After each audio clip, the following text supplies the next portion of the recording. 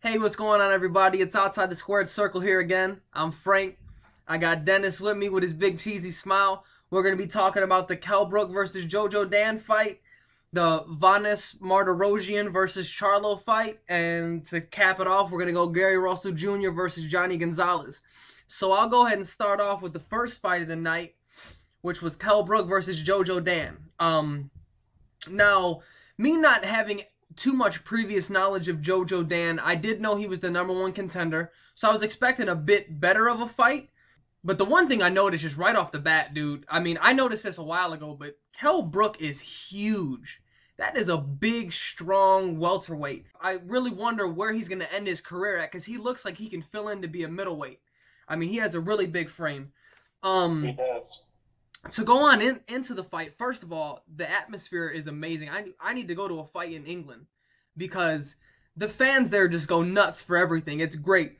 On to the actual fight. And the second round, when Kell Brook hurt Jojo Dan, I was actually really disappointed that he couldn't finish him off. He hurt him bad with 2 minutes to go, and it seemed like I mean, Jojo Dan was okay at surviving. He clinched a little. He was doing his little veteran tactics. You know, he was hitting low at an angle that the referee couldn't see it. He was, doing his best to try and smother, but it seemed like Kell Brook got just too excited and too antsy because he allowed himself to smother his punches. He couldn't keep his distance. And I was actually really disappointed that he couldn't get him out in the second. Now, mind you, when I say I'm disappointed in someone, and this is to the people listening, I don't say that in a negative way. I can only be disappointed in someone if I have faith in them, and I like Kell Brook. So when I say I'm disappointed in him, I just want to see better in the future. I really thought he could have got him out in that second round. Where I thought he went wrong the most in that second round, and even other parts in the fight before it ultimately got stopped when he hurt him, was that he wasn't going to the body enough. He was being a headhunter pretty much the whole fight, but especially when he had him hurt, I thought he really could have got to the body to set up shots up top. But yeah, I mean, he looked good. I mean, he did what he had to do. Jojo Dan showed a lot of heart. I mean, it was obvious that Kell Brook was just in another class in terms of boxer. But what'd you think about the fight, Dennis? I actually like the fight, but you can tell with Cale Brook with the touch on the fact that he got injured and all. To me, yeah, when he came in, he looked like he was really a little bit antsy, and like he wanted to see what he had.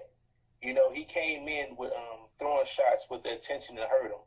You know, and then when he did eventually hurt him, like you said, well, the one thing that I think JoJo Dan did a pretty good job.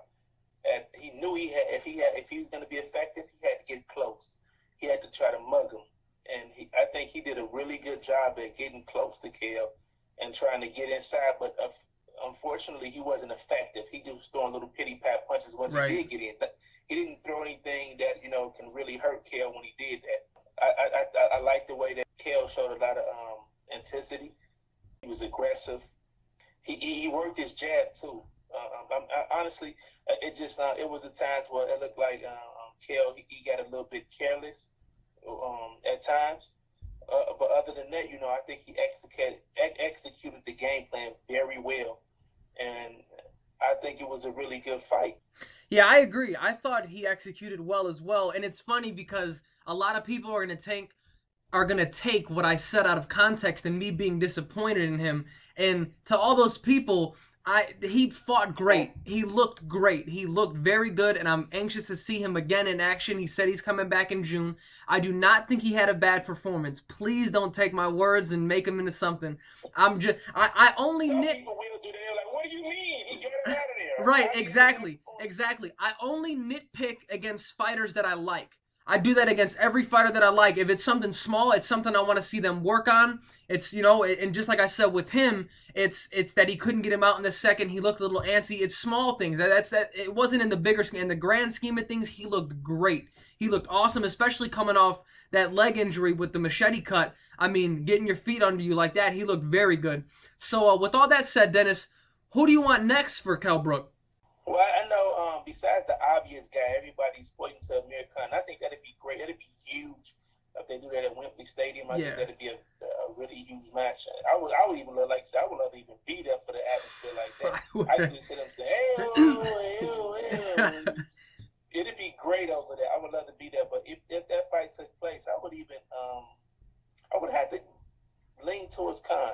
They both are very skilled fighters. They're long, but I think maybe Khan's speed would bother him just a bit.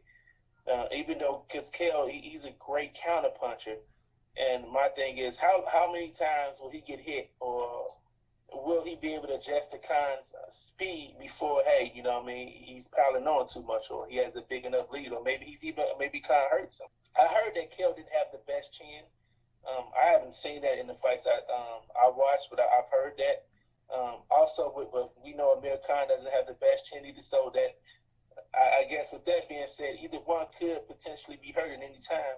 But I just think it'll come down to a speed factor, and if Khan can execute that and use good foot movement to stay away from the great counter punching of Kell Brook, then I can see that going Khan's way. And another fight I would like to see would be, I know he mentioned Marquez and Rios, and I don't have a problem with either one of those fights. Both of them are more than capable of landing that fight and possibly winning it.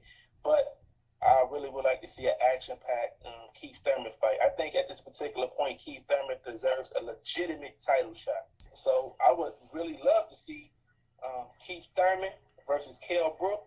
Whether it be in UK or the US, I think that's big either way. That's a fight that, like I said, again, I don't want everybody to think that I'm just not favoring Kell, because I love Kell. He's a great fighter. He's capable of beating any one of those guys, too. Don't get me wrong. He's capable of beating Khan. He's capable of beating Thurman. But I would lean towards Thurman as well, because, like I said, I don't know if Thurman is able to, his new skills applying, showing that he can box. If he showed that he can box along with hitting Kell with that good power shots, that I don't know if Kell's chin is as sturdy as the guys like Robert Guerrero's. Robert Guerrero showed tremendous heart. I don't know if he stands up to the punches that Robert Guerrero took. I don't know. I think he might get Kell Brook out of there. So that'll be the two fights I would like to see. And if they did happen, that'll be, potentially picked to win them. What about you? Yeah, just like you said, the Khan fight is the most obvious one. That's the fight that everyone wants. I mean, they're both UK fighters. They're the two biggest fighters, arguably, in the UK, especially at welterweight. That's not arguable. So that's the obvious fight. I mean, everyone wants that. And like you said, speed would be a factor in that fight. It'd be a huge factor. And let's just throw it out there that Khan's speed's going to trouble anybody at 147. I mean, I don't think it's a shock to say that, or it's shocking to say that he has the fastest hands at 147 outside of maybe Pac-Man, even though he's kind of lost a step in the speed department. So with that said, because I think that's an obvious point, I actually think to further that point, Kell Brook's timing would be the key to that fight. I'd like to see how he'd react to Amir Khan's in and out movement. I'd like to see how he'd react to his speed, to his 1-2. I think that has the potential to be a very, very good fight. And just like you said, they're both chinny guys. So any straight right hand from Kell Brook could hurt Amir Khan, and any, left hook from Amir Khan could hurt Kell Brook. So that fight is very, very interesting. As for who I'd favor in that fight, man, that's tough, because it's tough, man, because especially with the way we continue to see Amir Khan evolve under Virgil Hunter, it's like you don't know what you're going to see from him in the next fight. I mean, we've seen him go from all-out offensive slugger under Freddie Roach to someone who is so much more calculated, uses his advantage, uses his reach, uses better defense now. So we don't really know what we're going to get. And to be fair, I think he's a lot more battle-tested than Kell Brook is. I mean, the biggest fight that Kell Brook has been a part of has been, the biggest fight that Kell Brook has been a part of was the Porter fight. And that's not taking anything away from Porter. I think Porter is a great fighter, but he was fairly inexperienced himself. So I think the speed factor and the experience factor goes down to Amir Khan. So gun to head, I would probably have to take Amir Khan in a very close decision. And as far as the Thurman fight that we both said that we'd like to see, I actually favor Kell Brook in that fight. Thurman, a little bit like Porter, he lunges a little bit, and I think Kell Brook can take advantage of that. And I also think this would be the first time that Keith Thurman was in a fight at welterweight with a dude who can really push him around. I mean, Kell Brook is a big dude. That's not someone that I want to be on the inside fighting with. He's big, he's strong, he can push you. I would actually favor Cal Brook on that. If that fight were to happen, we might have a good argument about it here on outside the squared circle. Yeah, all right, guys, we moving on to the next fight. Jamel Charlo versus Vanes Martirosyan. I gotta say, man, I have no clue what the judge was thinking on this because this was a controversial fight. Some say it should have been drawn. Others say Martirosyan should have won it. And then the judges say Jamel Charlo won. So it goes the people that think it should have been a draw, people that know Vanes won, and then the judges. Yeah. So, but this is the thing because I actually like Jamel. He's a very slick boxer. He's crafty. He's a counterpuncher. He knows how to hit and not get hit. He's been very good at that at the fights we have seen. But this fight, I really have to say that Martirosyan, he brought the fight. He brought the activity. He was the guy that was in there making the fight. He was constantly aggressive. He was swarming the guy. Now, a lot of his punches didn't land clean because I seen when they did the replay, but he definitely, if you're a judge looking at the fight, I would want to think that he would be the guy you would get a nod to because every time he seen it, he was the guy that was bringing the action. As opposed to Jamel, he was landing flush. He had sniper-like activity. But to me, it was fire and few in between. As you even seen, it was put him on the sideline, told him you can't win a fight by moving too much. You gotta actually throw some punches. You know what I mean? You can't land 9 flush punches and then move 2 minutes straight. You know, when you like you said, there is a such thing as the punch move ratio. That means you need to be punching as much as you're moving. You can't move 2 times more than you're punching because then you run the risk of people saying things like you ran, as Martirosyan did say. I don't know if I want to go to far and say that he ran, but he definitely moved a lot more than he showed activity. But I definitely think Martirosyan won, and I like Jamel. I like both. I like Jamel and Jamal. It'd be really interesting to see where they go next because I would like to think if they're gonna fight any top level competition, thinking of Demetrius Andrade or a guy like Cotto, any big names or Canelo, any big names at 154, he's gonna have to have a lot more action. He's got to bring it a lot more than what he showed today because I don't know if he can win in big fights against guys that actually will bring the fight to him and they will be a little bit more accurate than Martirosyan was. Yeah, so Frank, what did you think? Yeah, so I think you presented a very good case for it. And I agree with you that there is, even though it's not a stat, there is a punch to move ratio. You can't knock someone just for moving because that's how some people fight. But if they're moving, you have to at least be popping the jab to the body, to the face, maybe a straight punch every now and then. You don't have to always throw combinations, but the more you move, the more you have to at least throw something out there. So you made a very good case with that. But I wouldn't go as far to say it was a robbery. I thought it was a very close fight that could have gone either way. With that said, that first card that was 97-93, that was terrible. That was not a 97-93 card. That like and shit like that really makes me mad. That's like the Canelo versus Floyd. Oh yeah, the draw. Draw. Yeah, and that's what I mean. Like I think CJ Ross had a mask on. I don't know what the fuck happened there, but that's the thing though. Cards like that just go to prove people who say boxing's fixed. And we all know all the politics and corruption that are going on in the sport of boxing. I mean, we've had 2 boxers on our own show tell us this. So when you have cards like 97-93 in a such hotly contested close fight, like that's annoying. Like it makes me mad that the sport I love still has things like that going on today, especially with all the money and chips involved. It's annoying. But to go on to another point, I thought the fight was really good. I thought it was a very high-speed chess match. I thought Charlo looked very composed, and his jab is lightning quick. I wish he would throw it more. I swear I do, because his jab is a thing of beauty. I mean, even his straights, His straight right hands look nice. I mean, I just wish he would let go a little more. I thought he needed to win that fight because I scored the fight 1 round for Martirosyan.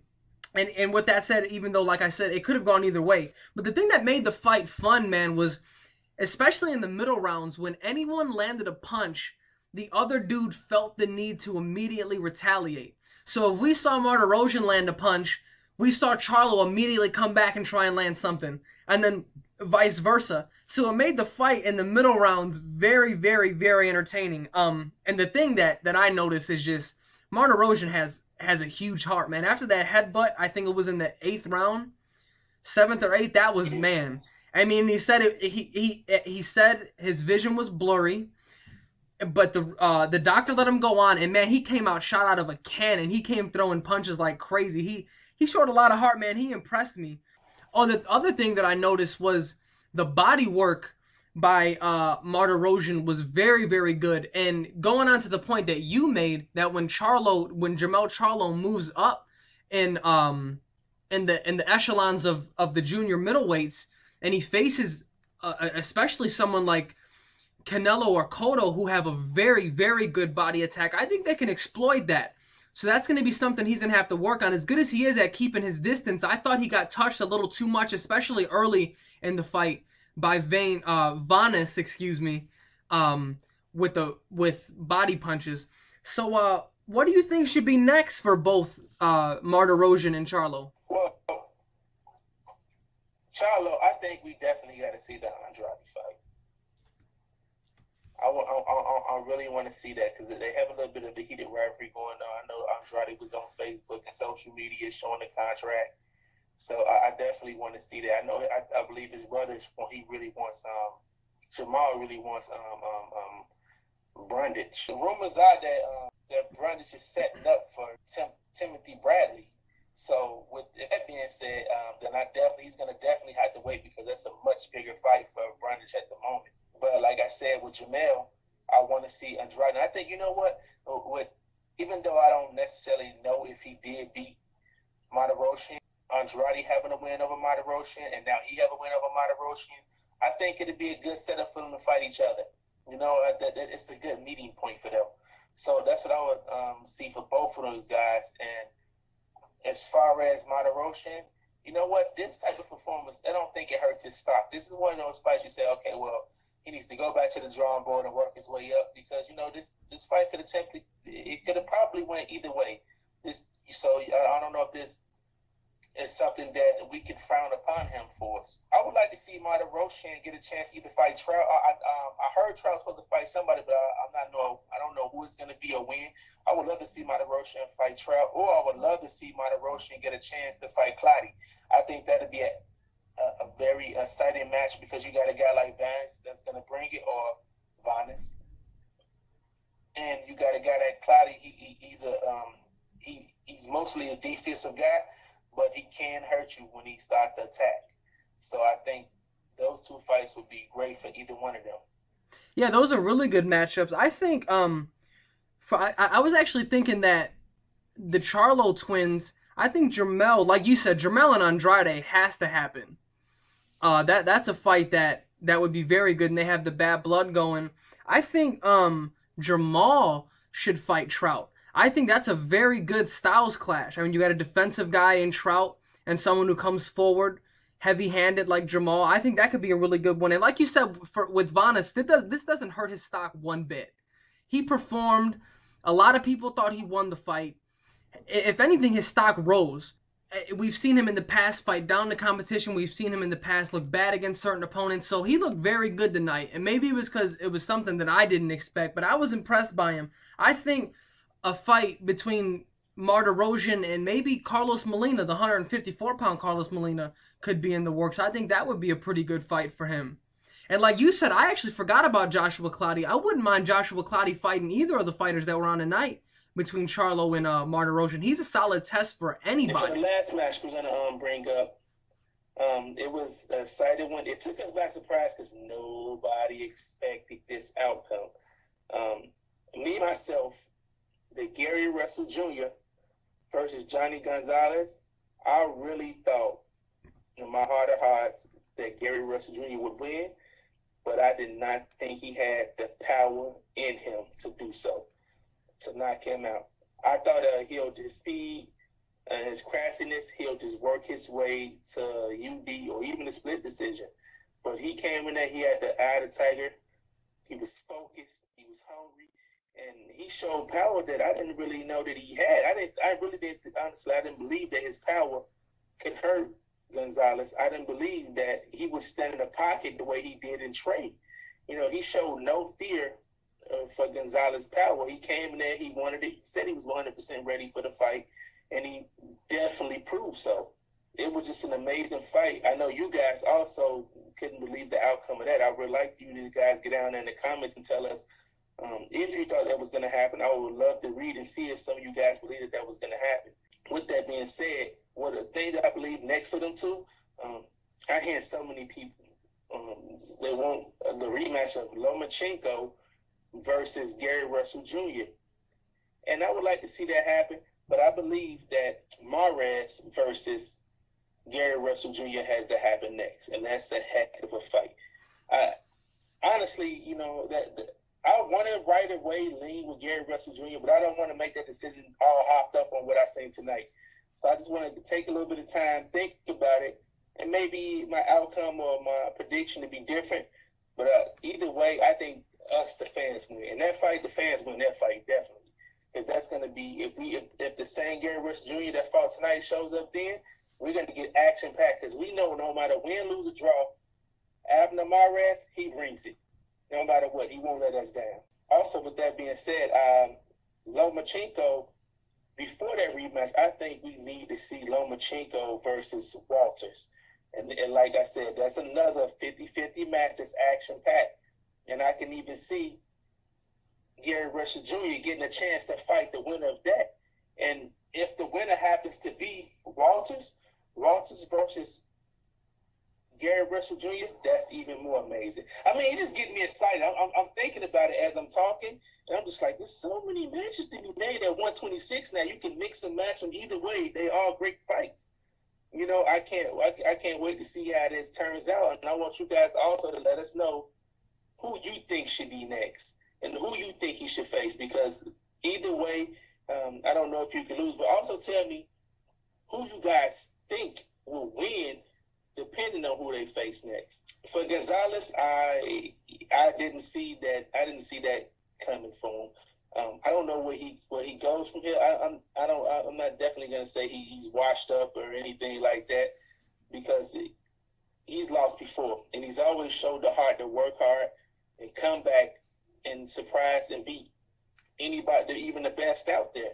So you definitely can't count a guy like that has the power to change the fight like this. Maybe Gradovich. Thinking of that, there'll be an action-packed fight too. He's trained by Robert Garcia. Gradovich, he hasn't hit as hard as Gonzalez, I think, but he's a grimy, gritty fighter. He wears his opponents down. Every fight with him is like a battle of attrition. We're going to see who can last the longest before they die out. So Gradovich versus Johnny Gonzalez, sign me up for that one. I would love to even see that fight. Frank, tell me, like, with these two guys, tell me what you thought of the match, if you expected that, and tell me what you see next for them. Well, firstly, if anyone said that they expected that, they are stone cold liars. That fight, I mean, we all know the raw talent that Gary Russell Jr. possesses. I mean, the guy just flat out has skills. He obviously doesn't have the experience yet to back that, so the refined things he needs to get better at, but we know he has raw skills. So going into the fight, just like you, I thought, okay, the safe bet is Russell winning on the cards in a closer fight. But the more important thing was, I thought Johnny Gonzalez was going to chin check him. I thought we were going to really have to see Gary Russell fight for it. And man, was I wrong. And it was funny because when I was sitting down taking notes on the fight as it's happening, even before he knocked him down, I wrote down Gary Russell Jr. sitting down on his punches. This is something we didn't see against Lomachenko. So, I mean, he looked good doing it too. He was really sitting down, following through with his punches, and bam, just finished it with that gorgeous right hook. I mean, he he really, really impressed me, man. He looked really good. He showed no fear of Gonzalez's power. He sat in the pocket and hit him with everything he could. He looked good, man. As for what's next, just like you said, um, the fights with Abner Mares and a rematch with Lomachenko are the two that make the most sense. And to even make a prediction at this point, it just, I mean, I told you as soon as you asked me who I thought would win on Facebook between Abner Mares and him, I was like, man, I can't live in the moment. Give me a little while, because after seeing that performance, it's hard for me to say that Gary Russell can lose to anyone. But that would be living in the moment. I need to take a step back for a little while and think more objectively and not think in the moment. So, but those two fights both make sense. I mean, I would love to see him against Abner Mares. I'd love to see the rematch against Lomachenko. I think they're winnable fights for Gary Russell. I think both fights are winnable. It just depends on the game plan, honestly, because I think they're both 50-50. But just like you said, I would actually really like to see Nick Walters and Lomachenko get it on. I mean, that's a matchup of just who wants it more. I mean, you're talking about two dudes who fight differently, just have different skill sets. So that's going to be, if it does happen in the summer like Uncle Bob says it will, that's going to be a hell of a fight. And then maybe the winners of Abner Mares and Gary Russell Jr. can fight the winner of Nick Walters and Lomachenko. I think those two fights would set up a very, very good fight. So you guys in the comments, man, let us know what you guys think about the fights. And if we're missing anybody, if we're missing any names as to who Gary Russell should fight, let us know. And to go back to Johnny Gonzalez, I mean, it's just like you said, it's hard to say what he should do next, because how can you tell a 15-year vet or 16-year vet, whatever he is, to go back to the drawing board? At this point in his career, he is what he is. You know what I mean? He is what he is, and I think a matchup with Gradovich would be very good, like you pointed out, but at the same time, man, it's like it might just be time to hang him up. I mean, he's had a great career. He's come back from plenty of losses. I mean, this might be the best that he can give us at this point in his career. So I wouldn't be mad if he hung him up. And at the same time, I wouldn't be mad if he had maybe a goodbye fight with a C-level fighter or a D-level fighter, just to go out on a win, kind of ride into the sunset type of deal. But at the same time, I wouldn't count out that he goes ahead and fights another top competitor and winds up beating him. I mean, he's that type of dude. He's just that type of guy. Right, all right, everybody, so there you have it. That's our reactions to the 3 fights that occurred today.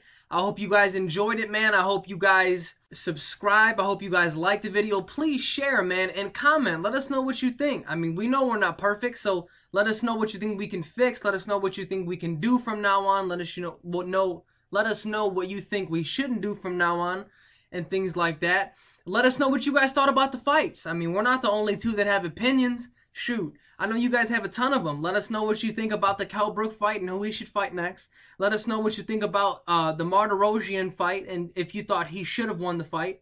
And let us know what you think who should be next for Gary Russell Jr. after his impressive victory. So I'm going to toss it to Dennis for his final words, and then we'll get out of here. Yeah, man. Only thing I'm going to say is subscribe, people. Subscribe. Also, give us some likes. Hit these likes. Don't be afraid to hit that like button. And lastly, share it. I want share this around and see what your friends who like boxing think, see what their cousins think, see their nieces and nephews and their mamas think. You know, we value everybody's opinion. We trying to get better, and we want to get better at this because we want to serve you guys great quality of videos. And we have some big interviews coming up in the future, and we're going to continue to provide you guys the greatest and latest talk for boxing. So, hey, share, like, subscribe. Thank you. We appreciate y'all.